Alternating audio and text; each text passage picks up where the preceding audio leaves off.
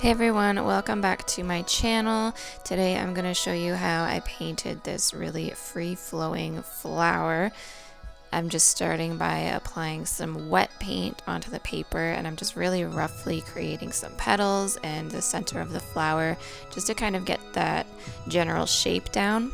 And I'm just taking some clear water and kind of blending those two colors together, and I'm tilting my paper as well to create some really unique drips, because I really want this to be a free-flowing painting and I'm not going to worry too much about details. So now I'm just adding some green around the flowers to kind of give the impression that there are leaves behind the flowers, and I'm taking some clear water again and just sort of touching it very lightly to the edges of some of the paint just to kind of let it flow and to let it kind of fuzz out a little bit so the edges aren't so sharp. Now I'm taking a mix of a bit of a darker shade that I've used, and I'm just sort of going over the partially dried petals just to add a little bit more depth and some shadows. And this is just going to help define some of those petals a little bit better.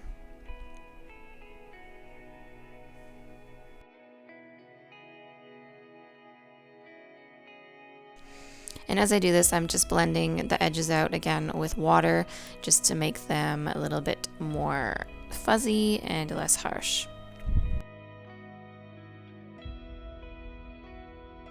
I really want the petals and the leaves to just kind of be suggested.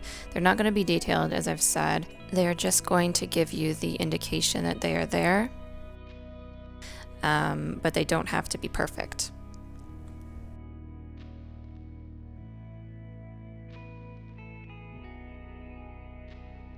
Now I'm just taking a smaller brush and I'm doing a couple little dot details around the center just to give it a little bit more texture.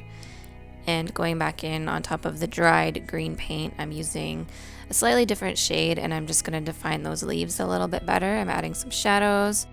And all of these techniques that you're seeing can be learned in my watercolor workshop. I really wish that you guys would check this out and join with me if you haven't yet.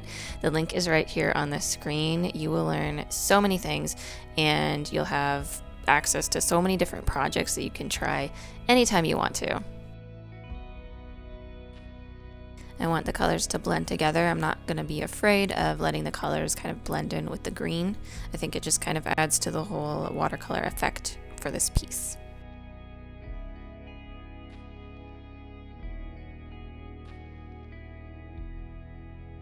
Again, I'm just blending out some of the edges here because I find sometimes they get a little too harsh with all the layers added. So just taking some water and a light shade of paint and kind of going over it kind of fixes that.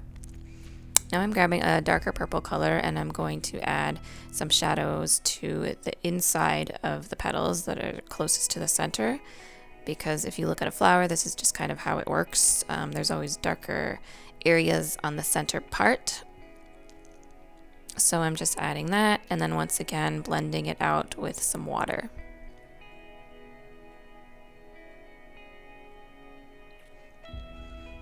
Now I'm taking a bit of the green again. I mixed up a slightly darker shade, and I'm just defining those leaves one more time. This painting is all about layering, if you haven't noticed already. I'm just adding more and more layers and just kind of slowly defining each shape as I go.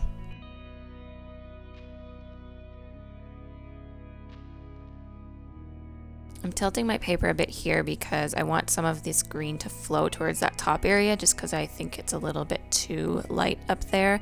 This will just help balance the composition a little more.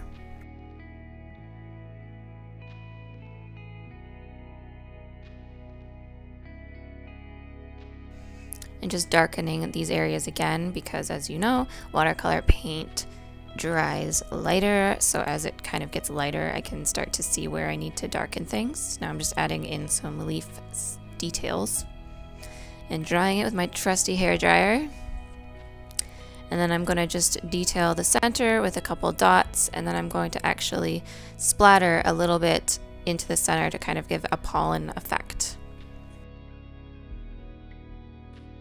And as I said earlier, I would love it if you guys joined my watercolor workshop. It's a members only site. You'll get 2 brand new projects monthly. You'll get access to the creative Facebook community, which is amazing. And you'll also get access to the huge library of over 20 plus video tutorials that are there ready, waiting for you right now.